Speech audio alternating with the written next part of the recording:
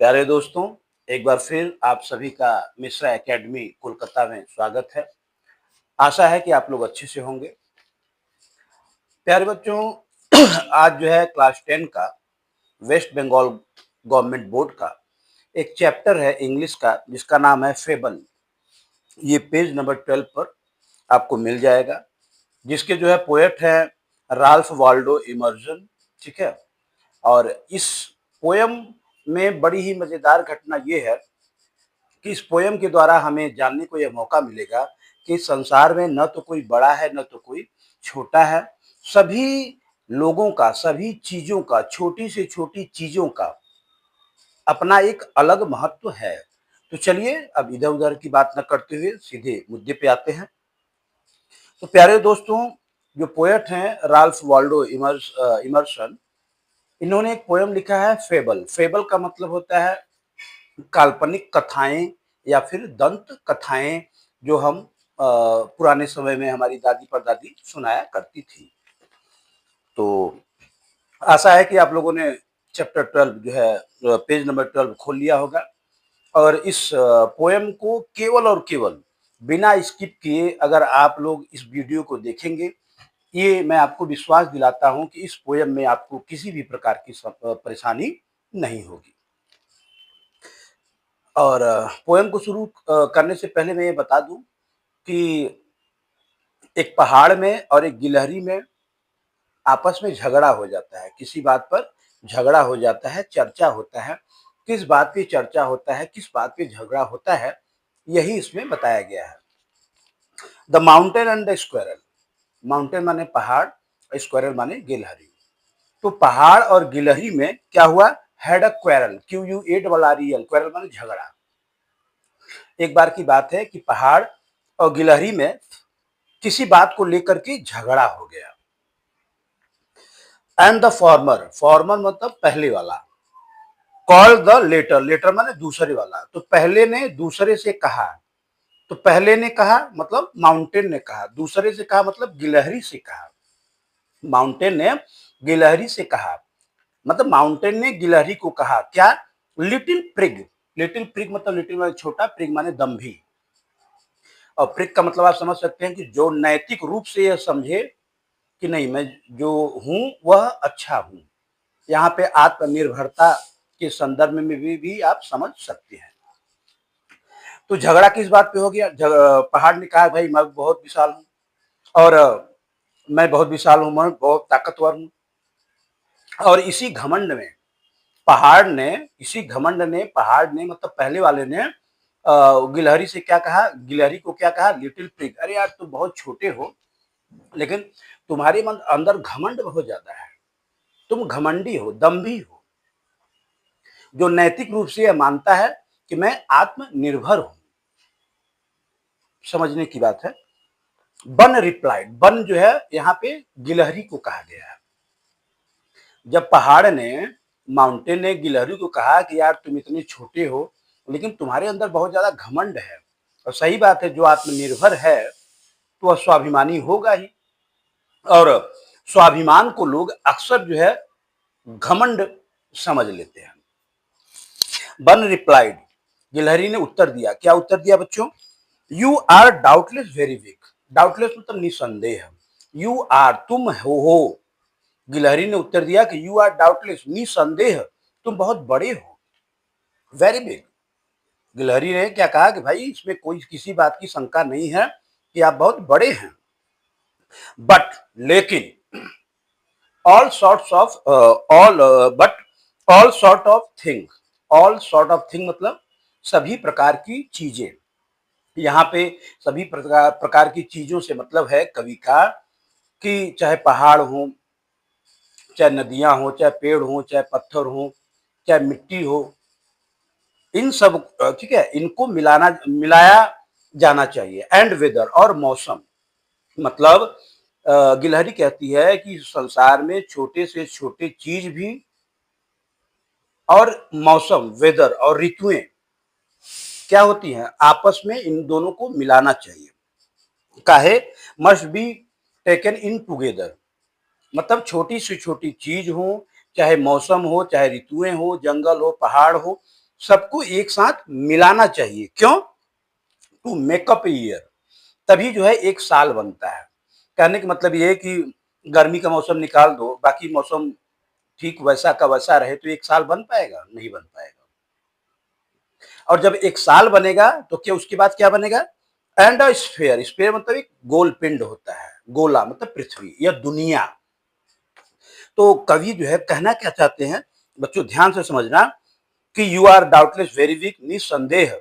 गिलहरी कहती है कि निसंदेह आप बहुत बड़े हैं, बट लेकिन आपको याद रखना चाहिए। और गिलहरी यह बात बड़ी ही विनम्रता से कहती है, क्या? आपको याद रहना चाहिए, all sort of thing and weather, छोटी सी छोटी वस्तुएं भी और ऋतुओं, वेदर मतलब मौसम को एक साथ में मिलाना चाहिए। जब छोटी से छोटी चीज और मौसम एक साथ में मिलेंगी तभी एक साल बनेगा, एक ईयर बनेगा। और जब एक ईयर बनेगा तभी इस धरती का निर्माण होगा।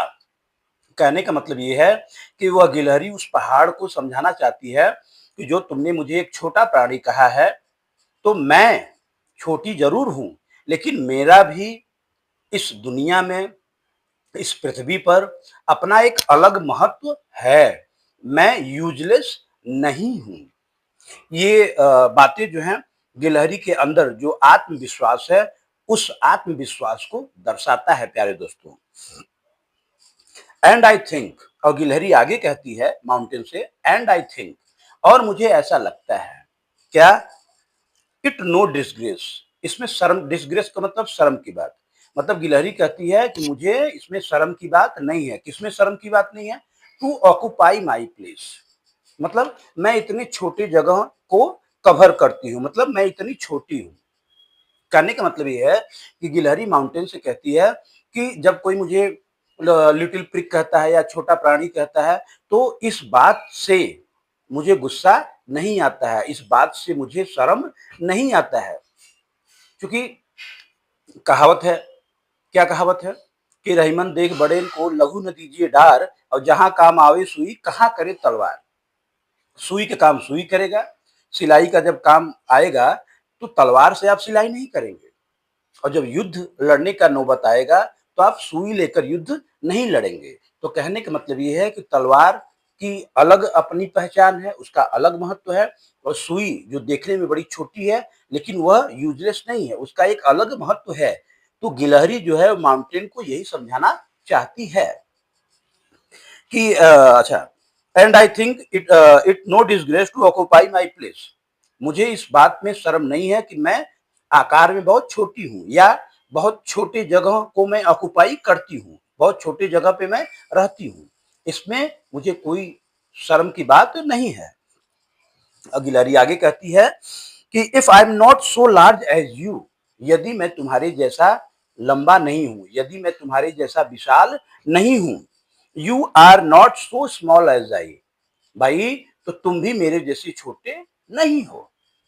गिलहरी कहती है कि यदि मैं तुम्हारे जैसा लंबा नहीं हूं, तुम्हारे जैसा इतना विशाल नहीं हूं, तो हे पहाड़, हे माउंटेन, तुम भी याद रखो कि तुम भी मेरे जैसे छोटे नहीं हो। तुम अपनी जगह ठीक हो, तुम अपनी जगह इंपॉर्टेंट हो, तुम अपनी जगह तुम्हारा अलग महत्व है, मैं अपने जगह बहुत ही ज्यादा इंपॉर्टेंट हूँ।